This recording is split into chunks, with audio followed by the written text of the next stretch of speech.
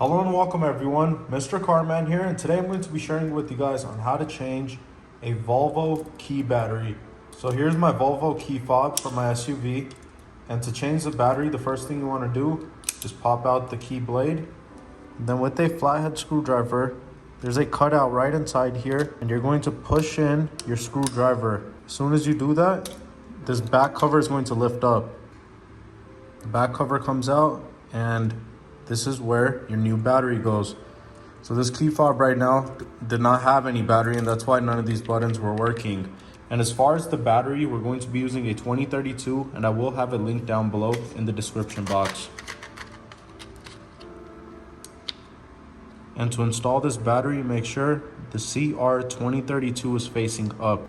And you are going to put it in, installing it this way, just like that. So once your battery's in, then you want to reinstall this cover. Just align up the tab, just like that, and push it down.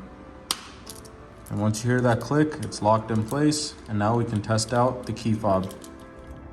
And now my remote key fob works excellent.